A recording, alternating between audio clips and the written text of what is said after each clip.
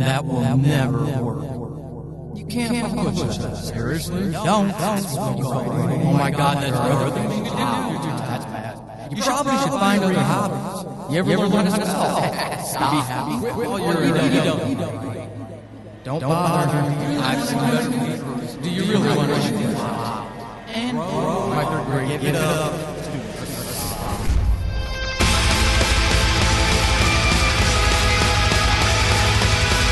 Welcome to Horrible Writing, the rawest, most candid, in-your-face writing show on the interwebs because none of us have time to suck.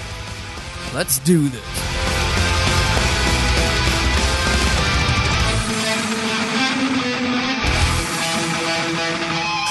Hey patrons, this is me, real quick. I'm going to do a quick introduction to you all so you all know what's going on, but essentially this is a special episode because I'm doing a Facebook Live event with the Horrible Writing Writer Support Group on Facebook, and it's extra content, and of course, you all get it. So, this is what we're going to do, is I'm going to do this while we're doing it live. So, no frills, nothing exciting happening. It is what it is. It's going to be fun. I wanted you to just be part of this. So, I'm going to get this set up, and then we're going to go. All right, so welcome everybody. So nothing like a first Facebook Live event and running late to really kick it off in true spirit. So I just started this. I started 3 minutes late. I'm the only one here, and I may be the only one here ever. Who knows? Who knows how this is all going to flesh out? But I do want to let you know that if you do put any questions and comments into the live chat, I want to hit those, but in fairness to everybody, hey Cheyenne, in fairness to everybody, I am recording the audio, no video, but I am recording the audio for this. It's going to be a Patreon special for the patrons who support me. So if you've got a question, an observation, a comment about your own experience, please feel free to put it in the chat pod. But if you do not want me to read your name as it appears in Facebook, also put that in that comment so that I don't record it on the audio and my patrons hear who you are. Whether that's because you don't want your private name out there to the public, or if you're an author and you're publishing under a pen name and you'd rather have that used, just let me know that, please, and I will make sure that I do that. Erica and Adina, hello. Welcome to the both of you. Nice to see you here. Adina's got a bunch of questions that are going to be very helpful, I think, to those of you trying to unravel the mystery of newsletters. Hey, Tim, what's going on? Tim Niederreiter. You all, if you're a newsletter subscriber, you just saw his book last week, as a matter of fact. It was one of the specials that I put in my newsletter. So make sure you go check that out.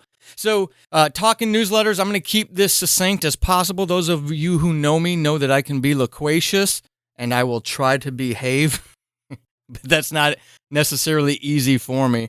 But I want to do Facebook Live events anyway, because I'm starting to throttle back on my podcasts, especially the writing podcasts. I'm going to be really reducing the work on that one. I want to invest more of my time in the fiction podcast and in my books. So I wanted to do these to try to reach the horrible writing community because you all are my tribe. You all get it. You all understand what this is about. If we take care of each other, we all rise together. And not necessarily who the podcast audience is. So I want to make sure I serve the almost 900 people in that group and do these. So I wanted to talk about newsletters first. Regardless of where you are in your journey at this point in time, so if you are a published author like Tim is, if you are an and Cheyenne's published as well. If you're an aspiring author, so you're just, those of you on video can see me doing the air quotes, you're just a writer. I don't feel anybody is just a writer, but you get what I'm throwing down. If you're just a writer, and to those of you who may watch this on video, you didn't want to come live because it wasn't necessarily going to pertain to you, you thought. I double dog dare you audio dramatists And those of you who are thinking about getting into audio drama, I double dog dare you to think about this as well. I started my newsletter when I was doing only audio drama. I hadn't even published The Plant yet, my little free short story that's out there in the void. Hadn't even published that yet, and already had a newsletter, and I actually had great activity on it just from my audio drama listeners. A lot of engagement. Here's the thing that all of you need to think about and you need to get serious about when it comes to your own career, those aspirations, and the tactics. So like in the military, Erica's a former military person. She'll get this. You have tactical level approach to your strategic objective, whatever that objective may be, right? Ultimately, our strategy is to win the war, but in order to do that, we've got to secure this water trough because I'm brainstorming and it's the first thing that came to my head. So you have to identify and define those specific steps to the more ambiguous overall objective. So let's just hypothetically say all of us would like to make our living off of creative pursuits. I'll keep it bland and general like that because we may have audio dramatists jump in on this, Erica.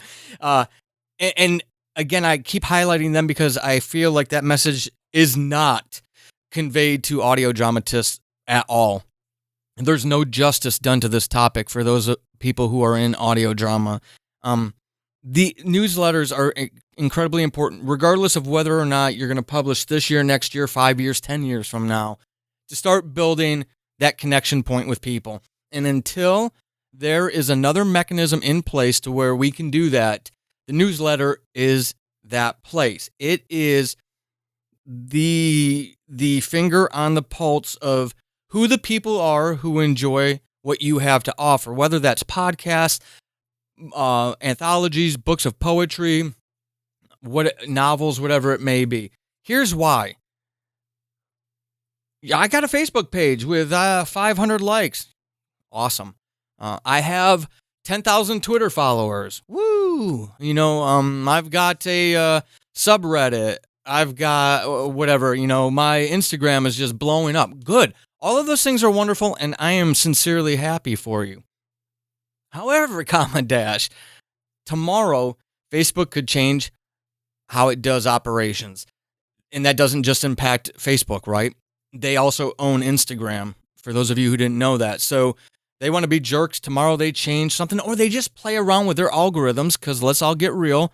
Facebook is only there for us. They only want our engagement for them to make money. So every day they learn more about our behaviors, and that will dictate their corporate policy and the way they go forward in making money. It's about profits, profits, profits. Twitter is the same. Reddit is the same. These things are not, I'm losing the term. When rich people, donate to society for the art. Somebody's going to tell me what the term is because I'm blanking on it right now. But it's not altruistic what they're attempting to do. They're doing it for profits, so they could change tomorrow. And those 10,000 Twitter followers you have could disappear in the blink of an eye. Or they don't disappear, but all of a sudden you've realized, wow, I don't have the engagement I used to have. What in the world is going on? It's algorithms driven by AI. You'll never know why. You'll never know what happened. Your newsletter is right now, and of course, this is assuming you have a website, but your newsletter is, no, it's not charity, Tim. Please, somebody hook me up with that term or it's going to drive me nuts. But your newsletter is that finger on the pulse of the people who care about you. Don't look at the numbers. It's the qualitative over the quantitative. I can have I don't even know what I have on Twitter. I hate Twitter so much I don't even pay attention anymore. I think I have around 1,700 followers on Twitter. Right? I don't have 100. Well, yeah, I do have 170. I don't have 1,700 newsletter subscribers. But the thing is the newsletter subscribers have elected to be there. And thank you, Adina. Oh, thank you. philanthropic ventures, that philanthropy by people. Oh my God. Thank you, Adina. I was going to lose my mind. You just saved me all kinds of time after this. So that's why. Don't look at the numbers. It doesn't matter if you have 10 newsletter subscribers. It doesn't matter if you have 2 newsletter subscribers, because, folks, it's the qualitative over the quantitative. So jot that down if you need to remind yourself, because we're all our own worst enemies. We love to beat ourselves up, to criticize ourselves, to tell ourselves that we're failing and we're stupid and we should just go work at the local ice cream stand, and because nobody cares. It's only 2 people. Yeah, but those 2 people are totally bought into you, your books, your podcasts, whatever you're doing. Qualitative over quantitative. Twitter, the average lifespan of a tweet is 8 seconds. I've got an MBA in marketing, and it's a little dated. That's about a 2-year-old data point. 8 seconds. That's it. You put so much thought into that tweet, and you put so much effort into it. 8 seconds is how long that thing stays out there in the world. Your newsletter goes beyond that. That is why you need to have a newsletter. You have to have it if you're serious about this. If you're not just writing that novel or that podcast episode or series is just a one-off that you do for a passion project, that's fine. All right, hey, if you enjoyed the first couple minutes of this special episode, please know that you can pick up the next hour over on the Patreon feed, patreon.com/Paul Sading. Become a patron, and you get this exclusive content. This is something we'll be doing every single month. Until then, keep being epic. This has been Horrible Writing, and hopefully after this episode, you suck less than you did at the beginning. I am Paul Sading, your host extraordinaire. You can find me over on the Twitterverse @WritingHorrible and over at paulsading.com/horrible-writing. Until next time, suck less.